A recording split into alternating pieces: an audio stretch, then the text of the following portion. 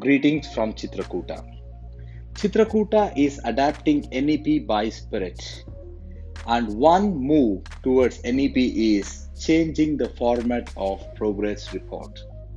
So we have come out with a new format, and this video will guide you through the process of how to read and understand the new progress report.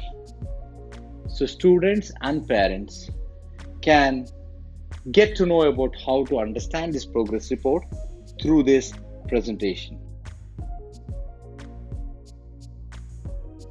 Progress report should not only talk about marks, but it should talk about many other things. So I've taken an example of a student here, and this is the data of the student, and here comes the attendance. In the online classes, children might miss the classes. So it's extremely important for parents to note what is the percentage of attendance of the student, because being in front of the gadget doesn't necessarily mean the child is inside the class. Grading system, people already know. 5th and above, the grading would be A1, A2, B1, B2. 4th and below would be A plus, B, B plus. Let's jump into the marks card. The scholastic area consists not only of written exam, but also the child is assessed through various other aspects like orals, the activity the child does. The sincerity is assessed through the classwork and homework submission, the regularity is assessed. So the total 40 marks of periodic test is arrived. So here you understand one big adaptation of NEP is not to rate a child based on one examination which the child is going to write. Instead, it has to be continuous evaluation based on varied factors so that the child is justified when we give some marks, and it has to be continuous evaluation. It has to be a formative evaluation, not just based on one exam. So let's take this example. There are subjects and there are marks for which the child has scored and the child has got grades. Now, this is the new thing which we have come out with, called as subject teacher's comment on progress. Please note, this is written by the subject teacher. That means each individual teacher would give her comment or his comment about each child. And this comment is not something which is dependent on the marks. A child might have got an A2, yet the teacher might feel that she is a lot more capable. So the teacher might say performing below expected level. That means the child is capable of doing a lot more. And in this subject, maybe the child has got B1, but yet the subject teacher might feel that the child is performing at high level. That simply means to say that this child was probably struggling last year or last time, but now has shown considerable improvement. So this is done because subject teachers don't get to meet parents in parent-teachers meeting. So this is how the subject teacher would connect by giving her comment, her view about the student. Well, the same components is graphically represented for better understanding. This is subject performance.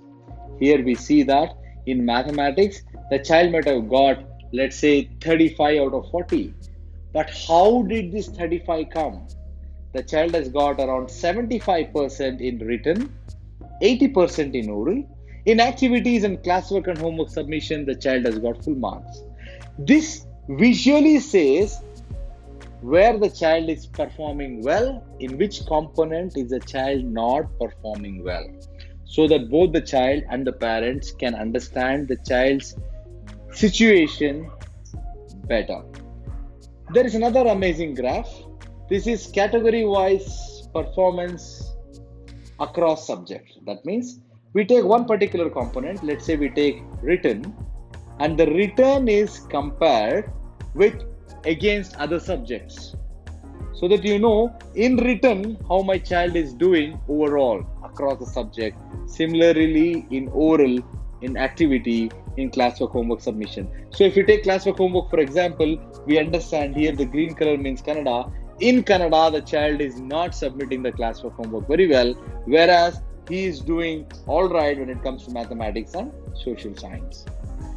Graphical representations are much easier to comprehend than the numbers. So this is one move for better clarity of progress report. Now the class teacher's comment. The class teacher is giving her personalized comment to each child on these three categories. Classroom participation. How well is the child involved in classroom activities? Regularity in submission. The class teacher will talk about the sincerity and regularity about the student, attitude towards teachers.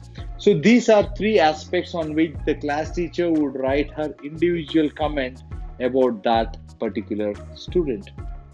Well, this is how the major changes we have brought in report card.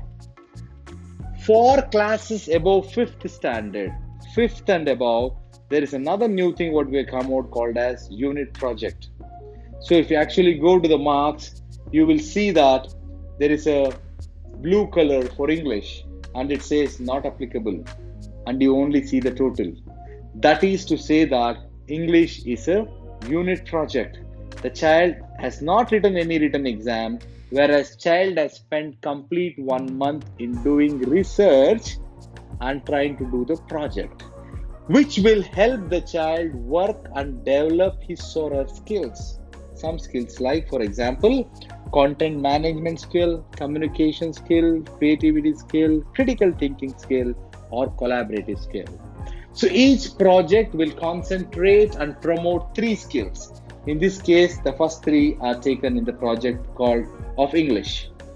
The topic of the project is described here, and the subject teacher who has given the unit project would give her comment about these 3 skills developed or showcased by the child during this unit project. So this is a new thing what has come up, and the same thing is also graphically represented for better understanding. So my dear students and parents, let's adapt NEP and let's understand the new format of progress report, and let's together work for the betterment of our students. Thank you for patient hearing.